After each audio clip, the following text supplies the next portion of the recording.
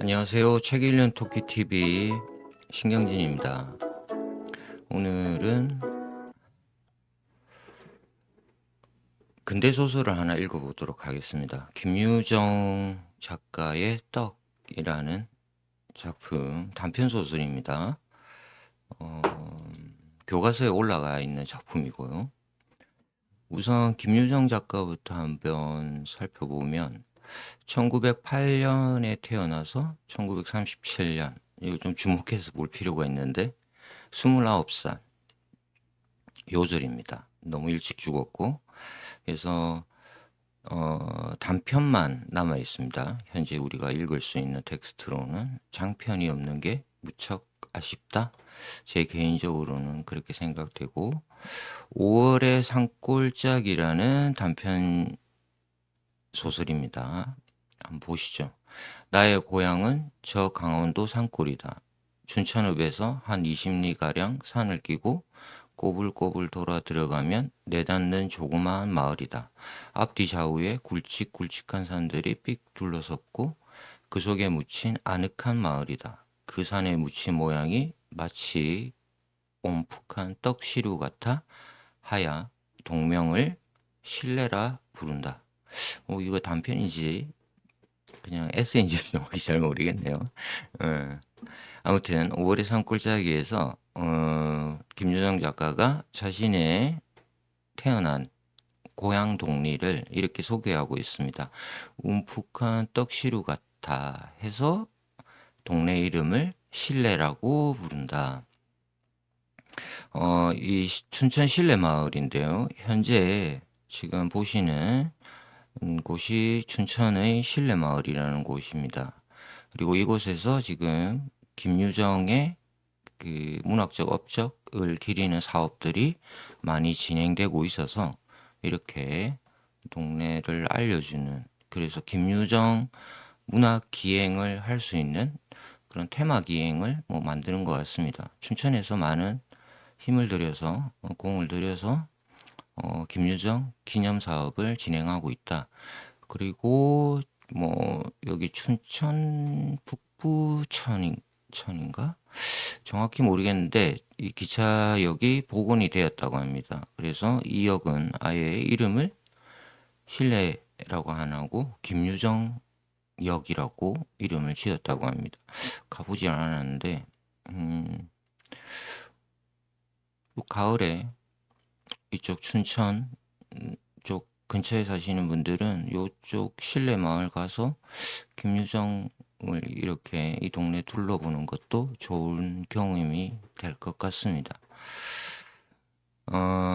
이 신례 마을에서는 6살까지 살았다고 합니다. 얼마 안 살았던 거죠. 물론 나중에 성인이 된 이후에 다시 이 마을로 돌아갑니다. 그래서 아예 관계가 없는 그런 마을은 아니고 6살에 서울로 이사를 한다고 합니다. 문제는 김유정이 이 불우한 유년 시절을 갖게 되는데 약간 재산이 탕진한 상태로 쫓기듯이 이렇게 서울로 갔다고 그럽니다.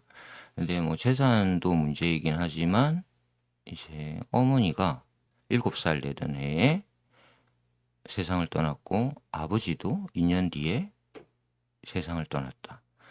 일찍 부모가 돌아가서 고아가 되었다. 그래서 9살에 고아가 되었고 그 뒤를 이제 이 집안을 책임진 사람이 형 김유근이라는 분인데 이분이 좀 문제가 있었던 것 같습니다. 집안의 여자들을 끌어들인 듯 방탕한 짓을 일삼으며 재산을 탕진했다. 그래서 이렇게 진구로에서 관철동, 숭인동, 관운동, 천진동 이렇게 여러 곳으로 옮겨 다니면서 이사했고 그때마다 집의 규모가 줄어들었다고 합니다. 이런 형의 모습을 단편소설 형이라는 단편소설에 묘사하고 있습니다. 네, 봤는데 재밌습니다. 그래서 김유정의 자전적인 그 삶 이런 거를 알고 싶으면 이 형을 읽으면 좋다. 자, 공부를 잘해서 희문고에 갔다고 합니다. 여기서 안회남이라는 친구, 절친을 만나게 되고요. 이분도 문학가입니다. 여기서 여러 가지 뭐 야구, 축구, 스케이팅, 그 당시 스케이팅, 음, 스포츠, 뭐 영화 감상 이렇게 다양한 취미 활동을 즐겼다고 합니다. 어, 20살이 되던 해 형이 가산을 모두 탕진하고 아내와 자식들도 남겨둔 채 아까 말씀드렸던 춘천 신례 마을로 낙향해 버립니다. 이러면서 이제 김유정은 미래가 불투명하게 돼버린 거죠. 게다가 김유정도 많은 질병을 앓게 됩니다. 일단은 치질을 알아서 수술까지 하게 되었다 그러고 늑망염과 폐결핵, 직접적인 사망은 폐결핵입니다. 그래서 뭐 그 당시에 이 식민지 시대를 살던 사람들이 폐결핵에 많이 걸렸죠. 약이 없어서. 자, 그리고 희문고고를 졸업했을 때 이제 한 20살 시절 됐는데 여기에 아주 특이한 사건이 발생합니다.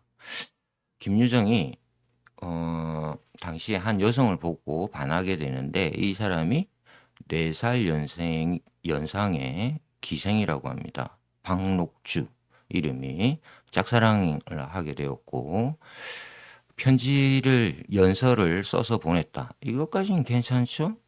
그런데 이 편지에 혈서를 써서 전화했다고 합니다. 나와 사귀어달라. 선물도 보냈지만 번번이 되돌아왔고 직접 찾아가 구애도 했다. 고백도 했다. 그러고 박록주가 나가는 요정 앞에서 밤새워 기다렸다가 인력거에 탄 그녀를 끌어내려 죽이겠다고 협박까지 했다.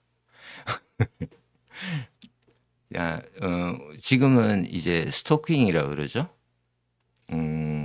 철컹합니다. 그죠? 이 정도면은 스토킹으로 잡혀갈 텐데 시대가 1930년대입니다. 뭐 그때면 되느냐? 뭐 그건 아니겠지만 그래도 뭐 당시에는 어쨌든 남자들의 사랑 고백 좀 거칠었죠. 이 이야기가 우리 문학사에 상당히 유명한 이야기로 남아 있습니다. 당시에 그 모습 두 개의 사진을 보면 약간 얼굴이 좀 다르긴 하죠. 사진이라는 게 뭐 찍힐 때마다 좀 다른 느낌이 나긴 합니다. 그죠? 박록주 한번 볼까요? 4살 연상이고 3살인가? 1905년생. 이분은 오래 사셨습니다. 79년. 어, 판소리 명창이다. 소리꾼.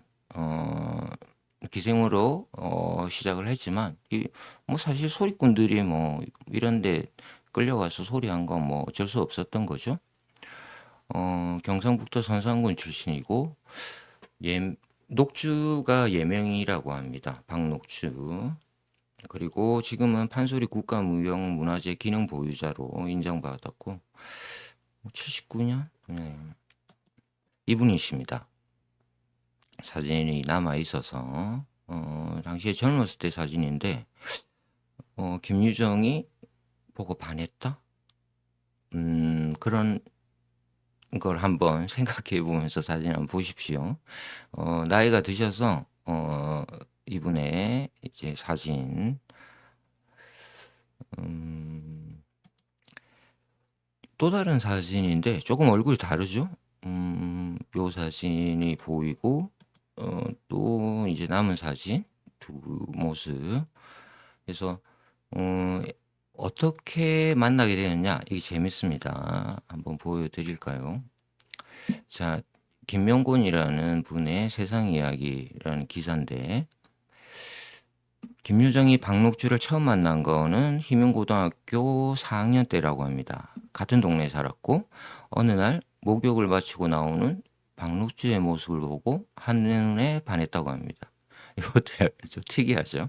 목욕 가방 이 대야를 들고 나오는 여성을 보고 그리고 사랑하는 연서 이 편지를 띄워 보냈고 무시당했다.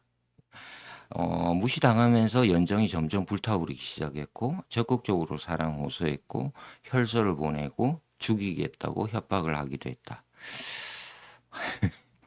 이거 뭐 어떻게 해석해야 될지는 요즘 현대에는 너무 맞지 않는 이야기라서 그죠? 한번 보시고요. 자, 이게 또 김유정이 참 재밌는 게 자신의 이 이야기를 단편 소설에 기록하고 있습니다. 생의 반려라는 작품인데 딱 나옵니다. 보시죠. 그가 명주를 처음 본 것은 작년 가을이었다. 수운동 근처에서 오후 1시경이라고 시간까지 외고 있는 것이다. 그가 일로 하여 봉익동에 다녀 나올 때 조그만 손대야를 들고 목욕탕에서 나오는 한 여인이 있었다. 화장 안 한 얼굴은 창백하게 바랬고 무슨 병이 몹시 수척한 몸이었다. 눈에는 수심이 가득히 차서 그러나 무표정한 낯으로 먼 하늘을 바라본다. 흰 저고리에 흰 치마를 후치 안고는 땅이라도 꺼질까봐 이렇게 찬찬히 걸어 나오려는 것이었다. 그 모양이 세상 고락에 몇 벌 씻겨 나온 따라 인제는 삶의 흥미를 잃은 사람이었다. 우리가 이렇게 이게 참 재밌는 게 앞에 기사를 보고 하는 느낌을 보면 이 기분을 못 느낍니다. 지금 왜 이 여성, 이 박록주라는 분한테 사랑을 느꼈을까 하는 게 깊게 들어가죠. 모욕을 하고 나오는 한 여성 대화를 보고 나오는데 약간 에로틱하게 느껴질 수도 있잖아요. 그런데 전혀 그렇지 않습니다.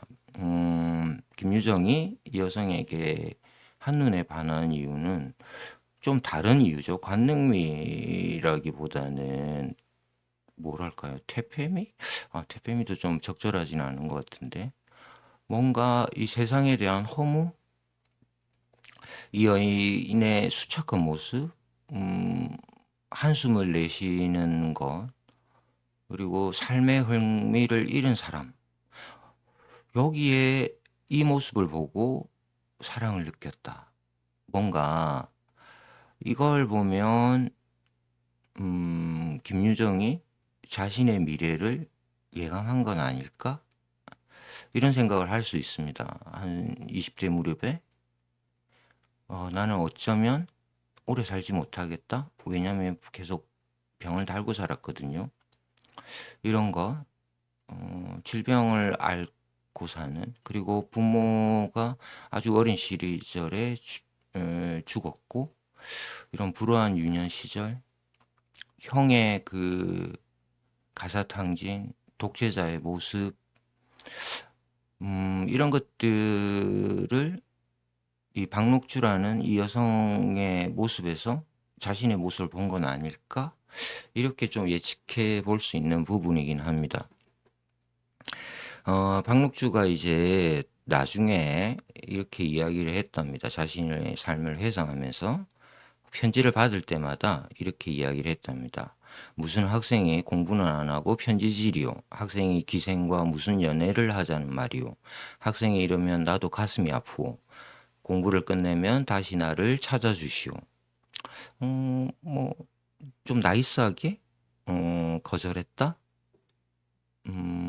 학생이 기생을 만나 무엇하리요? 나중에는 이렇게 회상했다고 합니다. 아마 내가 그에게 너무 박절하게 대했던 벌을 늦게 받아서 평생 가난하고 기를 거 없이 살았지 않았나 싶소. 그이가 그렇게 훌륭한 소설가인 줄 알았더라면 손이라도 한번 잡아보게 해줄 것을 그랬지.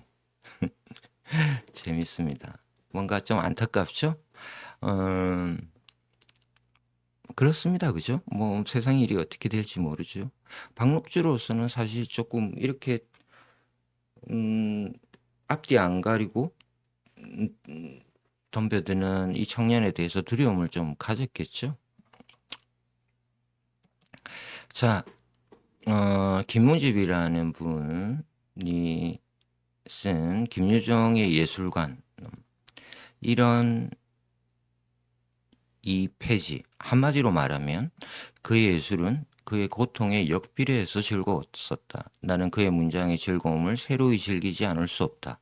과연 나는 그 비통한 군의 문장 예술의 즐거움을 즐겁게 하는 그 재주를 사랑한다. 유정은 소설이 무엇인지를 모르는 소설가다. 이게 이제 마지막 부분 잘 보십시오. 김유정은 소설이 무엇인지를 모르는 소설가다. 그런데도 훌륭하다. 왜? 그냥 이 소설가는 본능적으로 소설을 쓰는 것을 타고났다. 이렇게 이야기하고 있습니다. 입체적 구성도 없고 플롯도 없고 고추도 없고 트릭도 없을 뿐더러 문학의 교양조차 없다면 없는 작가다. 그럼에도 불구하고 유정의 소설만큼 나를 매혹하는 소설은 외국 문단의 신인 중에도 없다. 애기 젖바는 본능으로 유정은 소설을 쓴다. 타고났다라는 이야기. 저도 어느 정도 동감합니다.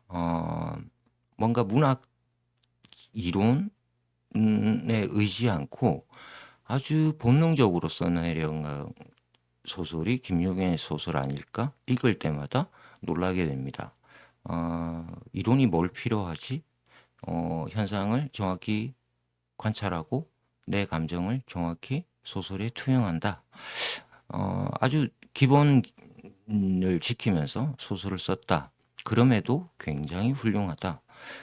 안타깝습니다. 제 개인적으로도 보면 장편이 좀 남았으면 어땠을까? 좀 더 살아남아서 30대, 40대에 훌륭한 장편을 썼으면 우리 한국 근대 문학이 훨씬 더 풍요로워지지 않았을까? 이런 약간의 아쉬움이 남는다. 저 김유정은 역시 대표작이 동백꽃, 봄봄입니다. 그죠? 산골 나그네라는 작품도 있고, 그래서 한국의 향토적인 소설, 민중들의 삶을 너무너무 잘 그린, 그런데도 김유정의 독특한 해악이 있죠. 즐거움, 웃음. 그 민중의 슬픔을 굉장히 해학적으로 그리고 있다. 그래서 어떻게 이 시대에 이렇게 밝은 느낌의 소설을 썼을까 하고 감탄하게 되는 작가입니다. 그래서인지 시간이 지날수록 김유정에 대한 평가는 점점 더 높아지는 분위기다. 요즘 그런 생각을 하게 되고, 자, 오늘 제가 김유정의 떡이라는 단편 소설을 소개해 드릴 텐데, 옆에 그림을 이쾌대의 그림으로 달았습니다. 거의 비슷한 시기에 작가이고, 한 4살, 5살 어리죠? 이쾌대가. 그리고 이분이 희문고 출신입니다. 희문고 후배 김유정의. 근데 이분은 65년까지 살았는데, 월북 작가입니다. 월북 화가라서 좀 잘 안 알려지다가 요즘 다시 재평가받고 있는 그런 분이다. 이분도 향토적인 토소적인 그런 그림들을 많이 그렸는데 제가 나열을 해보니까 약간 김유정의 그 밝은 분위기와는 좀 안 어울리는 듯한 느낌이 들긴 하는데 그래도 뭐 공통점이 있을 것 같아서 조선 민중들의 삶을 너무너무 잘 표현한 두 작가여서 연결시켜서 그림을 보여드리도록 하겠습니다. 이분이 그린 자신의 자화상, 굉장히 유명한 그림이죠. 이쾌대입니다.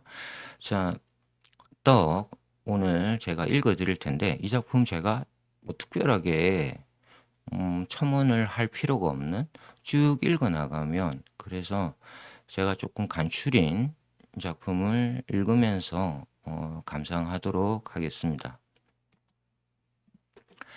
원래는 사람이 떡을 먹는다. 이것은 떡이 사람을 먹은 이야기다.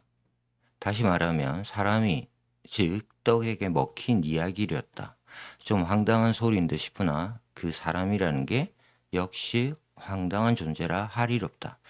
이제 겨우 7살 난 계집애로 게다가 겨울이 왔건만 소문 하나 못 얻어 있고 겹조고리 두렁이로 떨고 있는 오기 말이다. 자, 주인공이 나와서 관찰하는 소설입니다.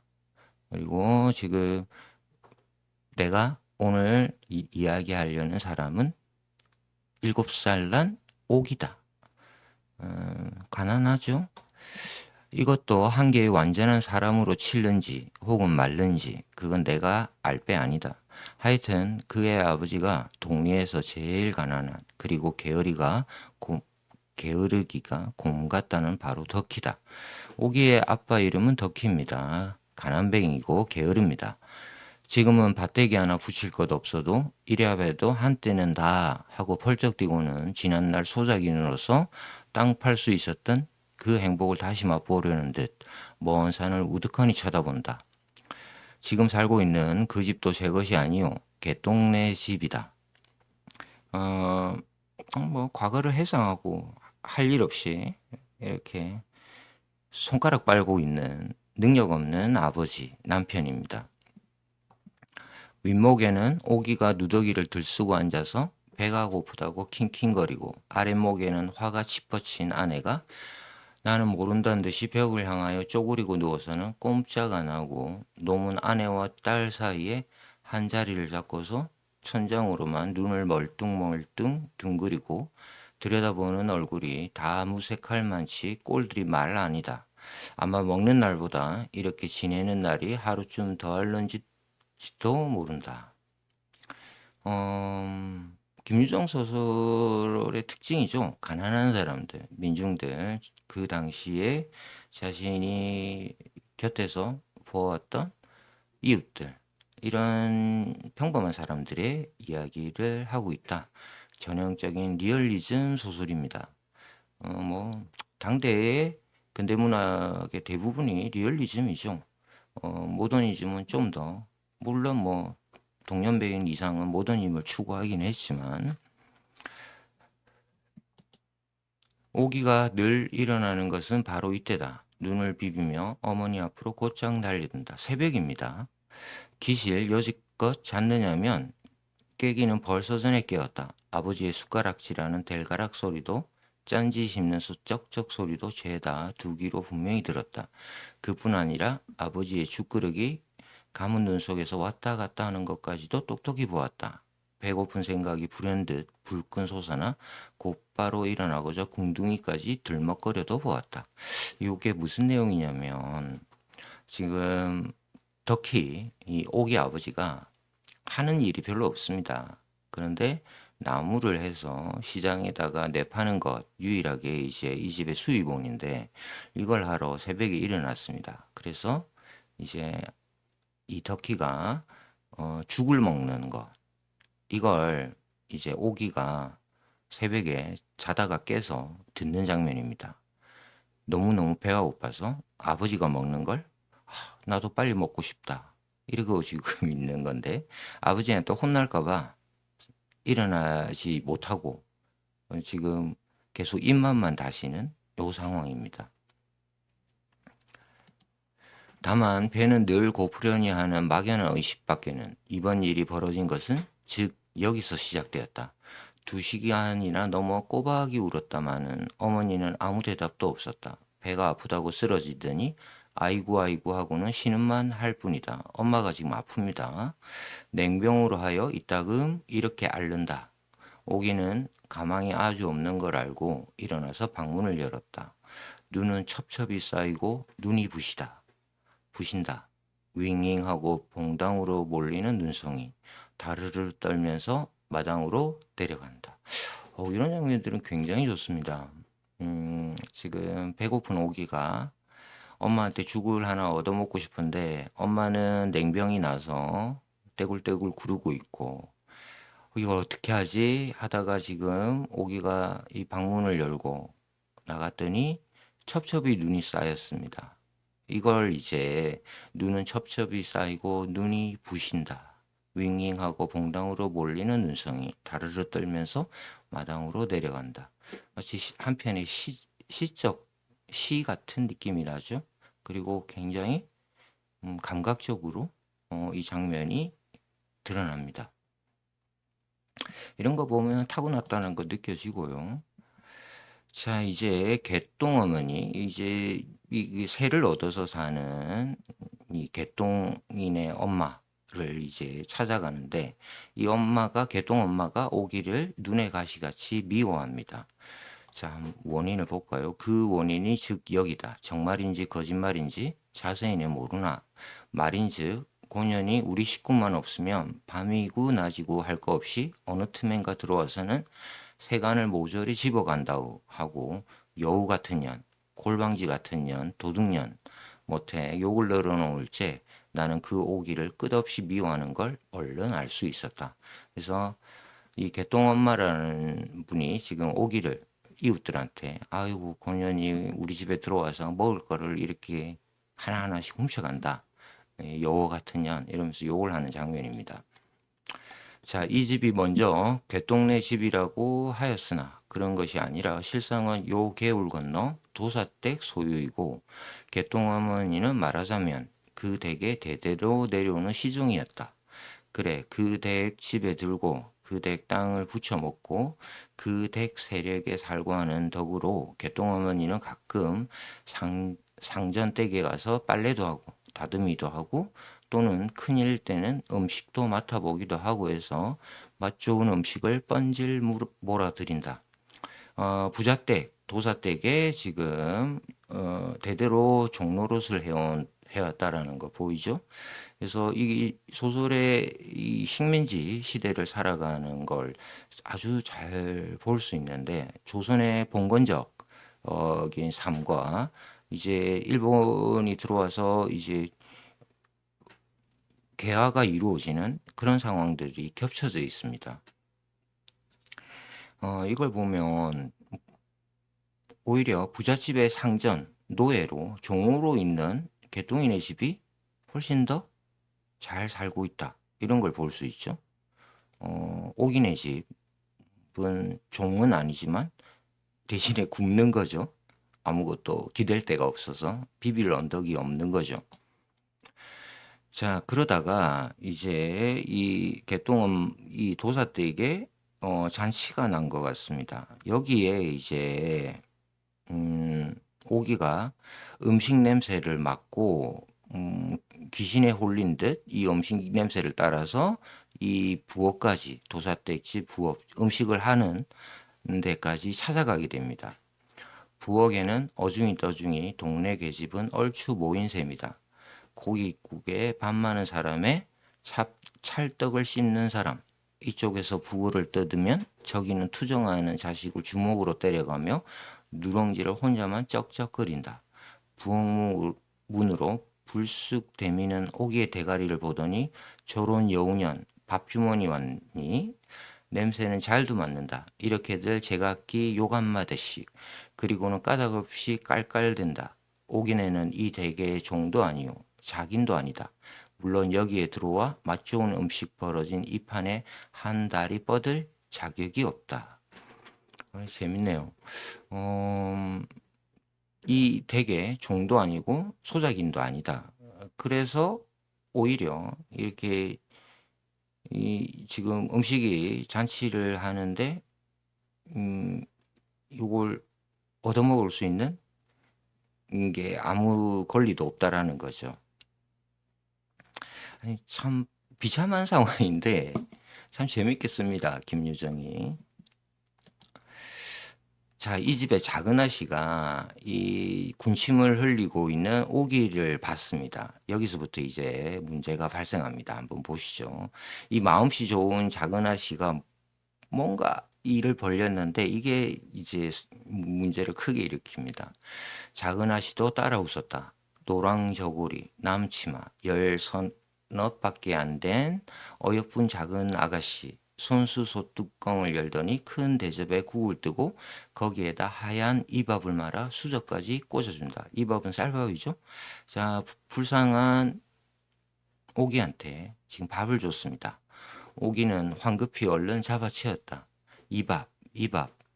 그 분량은 어른이 한때 먹어도 양은 조이 차리라. 이것을 오기가 뱃속에 집어넣은 시간을 따져본다면 고작 7, 8분밖에는 더 허비치 않았다. 고기 우러난 국맛은 입에 살았다. 잘 먹다, 잘 먹다 하고 옆에서들 추워주는 칭찬은 또한 귀에 달았다. 작은 아씨가 건넨 고깃국에 밥을 말아서 먹는 오기의 모습. 참 묘사 좋습니다. 그래도 속은 고픈지 대전 밑바닥을 닥닥 긁고 있으니 작은 아씨는 쌩긋이 웃더니 그 손을 이끌고 마루로 올라간다. 날이 몹시 추워서 마루에는 아무도 없었다. 찬장 앞으로 가더니 손바닥만한 시루 팥떡이 나온다. 받아들고는 또 널름 집어치웠다. 곧 뒤이어 다시 팥떡이 나왔다. 그러나 이번에는 오기는 손도 아니 내밀고 무언으로 거절하였다. 왜냐하면 이때 오기의 배는 최대한도로 늘어났고 거반 바람 넣은 풋볼만치나 가죽이 탱탱하였다. 그것이 앞으로 늘다 못하여 마침내 옆구리로 퍼져서 잘 움직이지도 못하고 숨도 어깨를 치올려 씩씩하는 것이다. 아마 음식은 목구멍까지 꽉 찼으리라. 자, 배에 굶주린 7살 난 오기 밥 한 술을 지금 다 말아 먹었죠. 그리고 떡을 먹었습니다. 이걸 바람 넣은 풋볼만치나 가죽이 탱탱했다. 이 배가 이제 차올랐죠. 여기 풋볼이라는 단어도 재밌죠.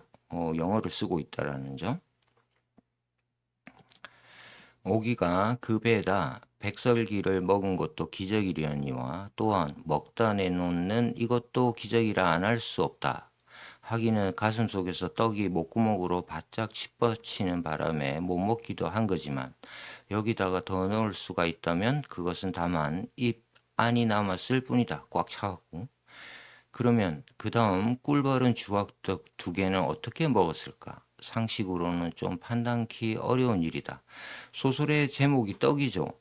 지금 밥을 다 먹고 떡을 마구마구 작은 아씨가 이렇게 전해주는 떡을 마구 삼키고 있는 장면입니다. 주악이 뭘까요? 찹쌀가루에 대추를 섞어 꿀에 반죽하여 소를 넣고 송편과 같이 같게 비춰서 기름에 지진 떡이라고 합니다. 떡 종류인데 이렇게 보기에도 맛있어 보이죠? 꿀을 반죽했다고 하니까 꿀떡이네요. 너무 맛있어서 안 먹을 수 없는 오기는 이것도 삼켜버립니다. 그 꿀을 한참 오기조기 씹다가 꿀떡 삼켜본다. 가슴만 뜨끔할 뿐 즉시 떡은 도로 넘어온다. 다시 씹는다. 어깨와 머리를 앞으로 구부려 용을 쓰며 또 한 번 꿀떡 삼켜본다. 이것은 도시 사람의 일로는 생각되지 않는다. 허나 주의할 것은 일상 골마마 온 굶주린 창자의 착각이다. 배가 불렀는지 혹은 골맞는지 하는 건 이때의 문제가 아니다. 한깟 자꾸 먹어야 된다는 걸쌈스러운 탐욕이 오기 자신도 모르게 활동하였고 또는 오기는 제가 먹고 싶은 걸 무엇 알았을 그뿐이었다. 거기다 맛깔스러운 그 떡맛, 생전 맛 못 보던 그 미각을 한번 즐겨보고자 기를 쓴 노력이다. 기를 쓰면서 떡을 삼키고 있습니다. 이걸 굉장히 해학적으로 코믹하게 그리고 있다라는 게 또한 슬픈 거죠. 옥의 이 봉변은 여지껏 동네의 한 이야기거리가 되어 있다. 할 일이 없으면 계집들이 몰려 앉아서 그때의 일을 찍고 까불고 서로 떠들어댄다. 그리고 오기가 마땅히 죽어야 할 걸.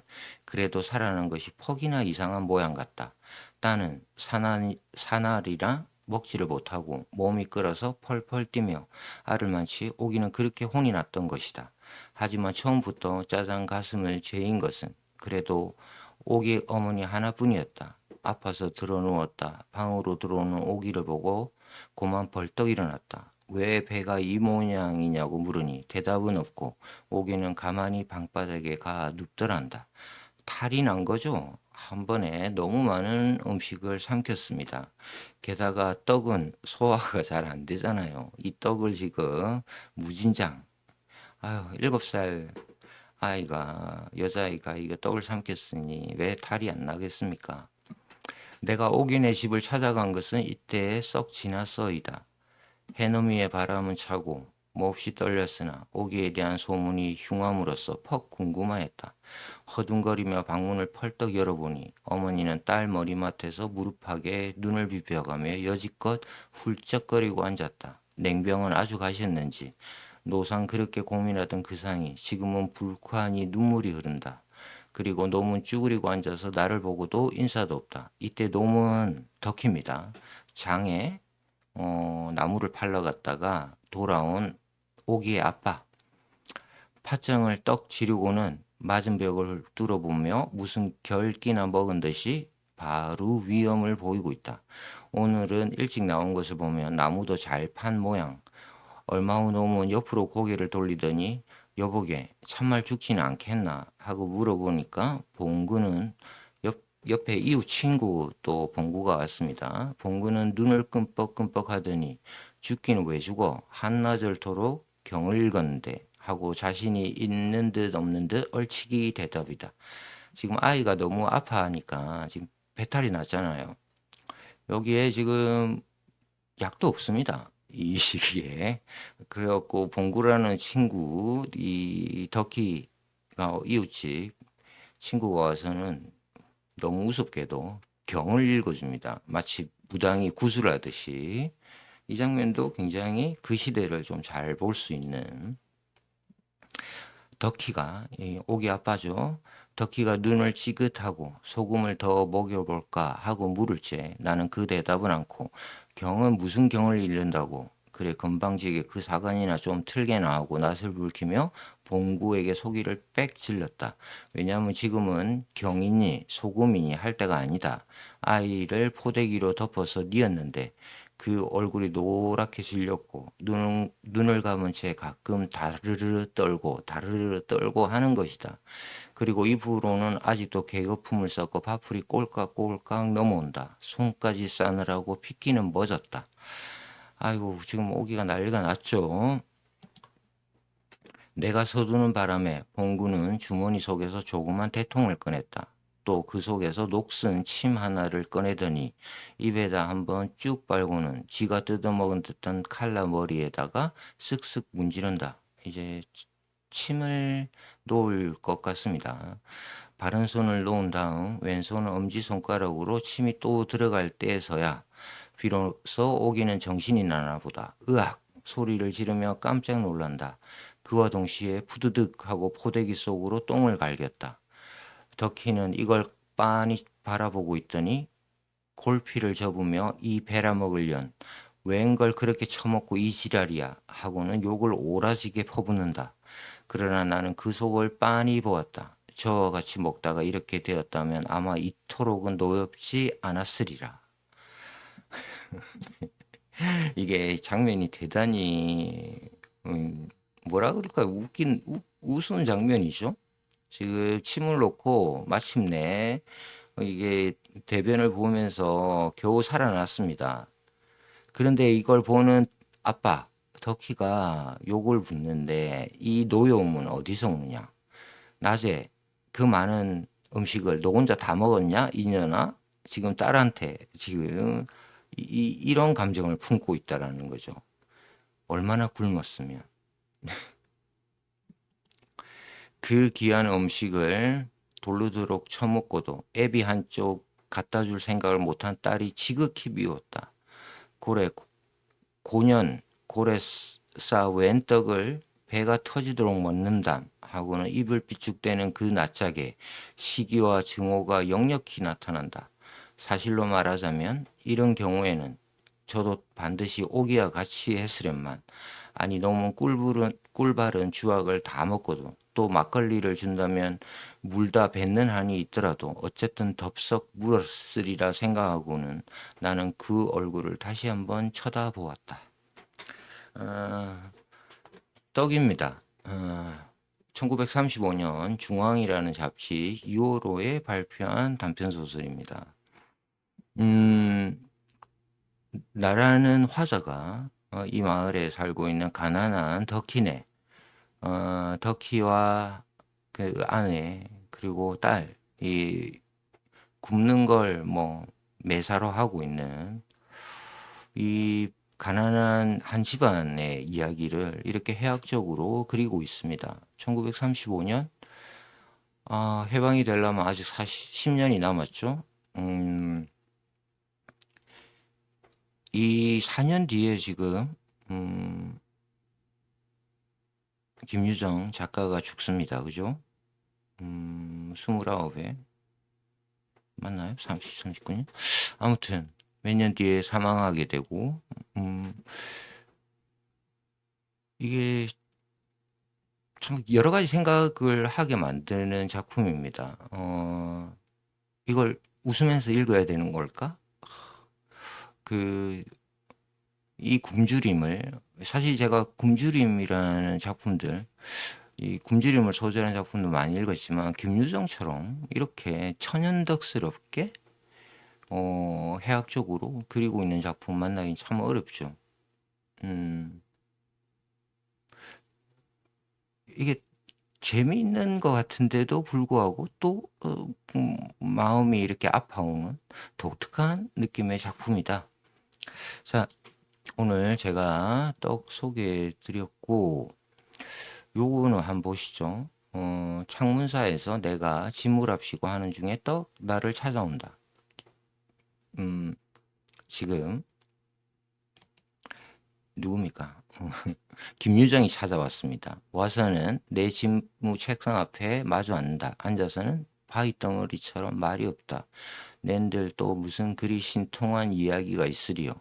이상이 날개의 작가 이상입니다. 둘이 친구 사이고 문학 친구죠. 자기가 이제 이렇게 뭐 집무랍시고 이 사무실에 앉아 있는데 유정이 찾아왔고 뭐 서로 멀뚱멀뚱 쳐다보는 장면. 어, 한번 보실까요? 강원도 출신인 김유정, 춘천 실내 마을이라 출신이라 그랬죠. 김유정은 술이 들어가면 끈적끈적한 목소리로 강원도 아리랑 8만 구함자를 내쫓곤 했다. 민요를 부르는 거죠. 이상이 듣기에 유정의 목소리는 천하일품. 하지만 치중 문학담은 곧잘 주먹다짐으로 이어졌다. 이런 걸 보면 김유정이 그 기생 박록주를 사랑했다? 이것도 조금 또 다른 형태로 볼 수 있죠. 이 소리꾼 박록주 자신도 소리를 잘했다라는 거죠. 거기에 사랑을 느꼈다? 이런 걸 또 좀 볼 수 있고요. 그리고 또 하나의 이 김유정을 보면 이 들병의 이야기 얼마나 우리가 그 시대에 가난했나 이걸 좀 볼 수 있는 건데 들병이가 뭐냐면 당시에 1930년대에 들판에서 이렇게 몸을 파는 여성들입니다. 이렇게 술도 제공하고 이렇게 육체적 관계도 맺고 이러면서 생계를 이어가는 거죠. 이런 이야기들을 유정이 참 잘 쓰고 있습니다. 자신도 이제 자신은 되게 대갓집, 부잣집에서 태어났습니다. 근데 이제 아까 말씀드렸죠. 엄마 아버지가 일찍 죽고 또 형이 또 가산을 탕진하면서 자신도 이제 가난하게 되면서 또 이제 학업을 제대로 이어가지 못하게 되고 그러다가 이제 충청도에 가서 또 광산에서 일을 하게 됩니다. 이때도 이제 광부들과 어울려서 맨날 술을 먹었다고 합니다. 건강을 버리게 되고 뭐 이런 것들이 이제 금빠는 콩밭 이것도 굉장히 걸작 소설인데 노다지 금 뭐 이런 거 그 시기에 이제 이 금을 캐는 게 유행했는데 그러면서 거부가 된 사람도 있습니다. 금을 노다지를 발견해서 이런 시대적 상황도 굉장히 잘 그린 작가다.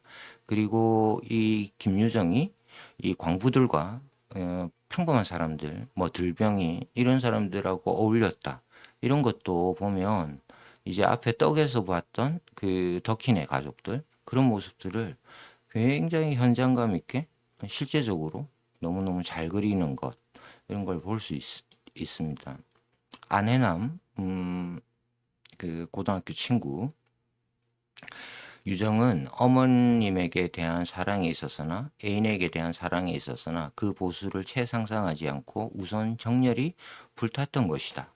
그래서 아마 박록주를 사랑한 것이 그 어머니에 대한 연상이라 그랬잖아요. 4살 연상. 어머니에게서 받지 못한 사랑에 대한 보상, 심리 뭐 이런 것으로 이 친구 아내남은 회상하고 있습니다. 고향에서 1930년, 1932년까지 1년 7개월 머무르면서 마을 청년들을 모아 농우회와 부인회를 조직하고 야까지 열면서 본격적인 농촌 계몽 운동을 벌입니다. 이 농촌 계몽 운동 좀 잘 보셔야 되는데 이걸 브나르도 운동이라고 그럽니다. 농촌으로 돌아가자. 러시아 말이고요. 당시에 러시아에서 유행했던 인민속으로 이런 운동입니다. 이거 이제 한국에서 지식인들이 이제 농촌 계몽운동, 조선이 발전하기 위해서 는 농민들의 계몽운동이 이루어져야 된다. 그래서 여기에 참여한 많은 지식인들, 작가들, 의 이야기들이 있습니다. 이광수도 이걸 무정해서 이야기하고 있고요. 그래서 이런 모습들, 김유정은 민중들을 사랑하여 명문 집안의 자손인 자신보다 신분이 낮은 소작인들에게도 존댓말을 하였다고 한다. 이것도 굉장히 좋죠. 자신이 그 집에서 고장에서 마을에서 이름 있는 집안의 자손인데 소작인들한테도 이렇게 존댓말을 했다. 이런 의식들은 쉬운 일은 아닙니다. 그죠? 김유정이 깨어있는 작가였다라는 거죠.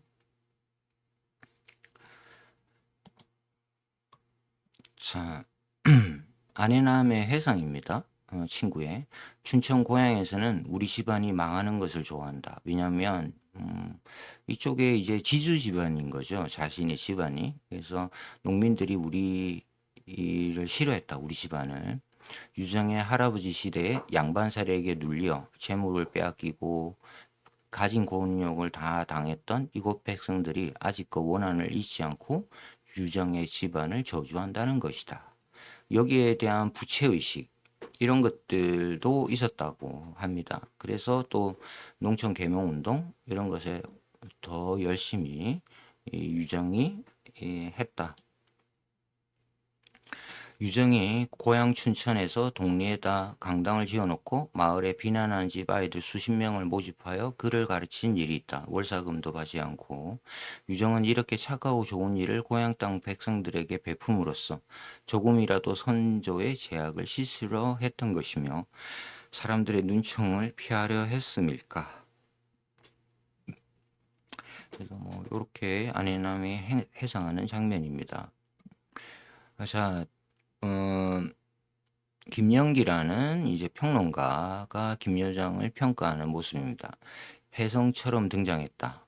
무지개처럼 나타났다. 김유정이 1935년 조선일보 신춘문예에 손학비가 당선되고 조선중앙일보 신춘문예에 노다지가 가작 입산되어 문단에 등장했을 때 찬양의 소리가 전국에서 울려 퍼졌다. 약간 과장되기는 했는데 제가 손학비도 읽고 노다지도 했는데 작품이 되게 대단히 좋습니다. 뭐 20대의 청년이 쓴 소설이고 리얼리즘 소설인데 사실 리얼리즘이 읽으면은 대체적으로 뭐 큰 재미는 없거든요. 근데 확실히 이 김유정은 자신이 가진 그 본능적인 글쓰기, 이 재능 이런 것들이 보입니다. 굉장히 이야기가 독특하게 진행된다. 그리고 이 시대에 이 향토적인 이 민중들의 삶을 다루는 데 있어서 김유정만큼 독특한 방식으로 접근한 작가가 또 있을까? 이런 생각을 하게 됩니다.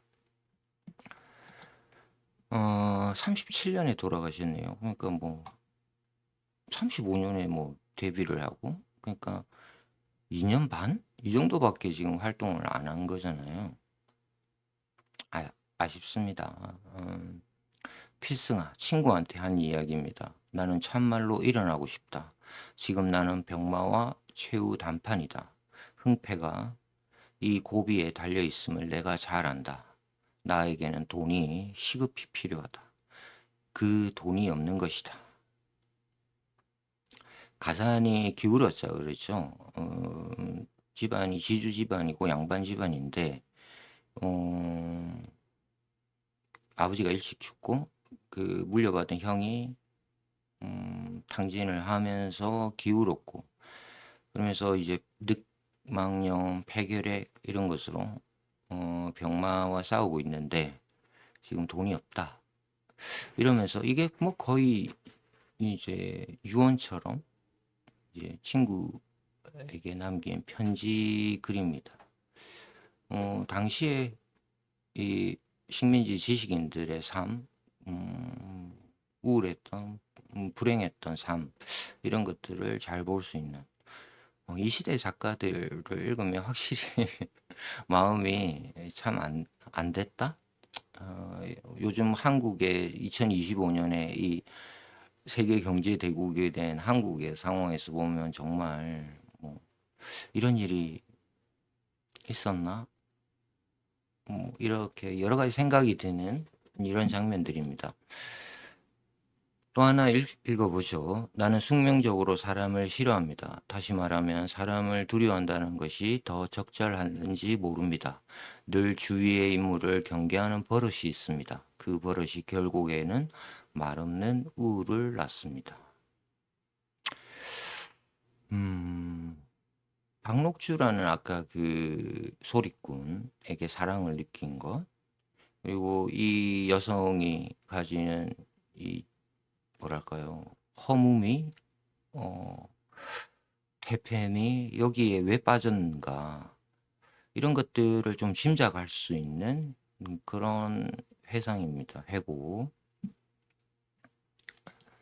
자, 오늘 이렇게 해서 책 읽는 토끼TV 한국 근대의 단편 소설 작가 김유정의 떡을 읽었습니다. 제가 요즘 그 노벨 문학상 연작을 이어가는데 중간에 한번 쉬어가는 겸 해서 김유정의 소설을 소개해 드렸습니다.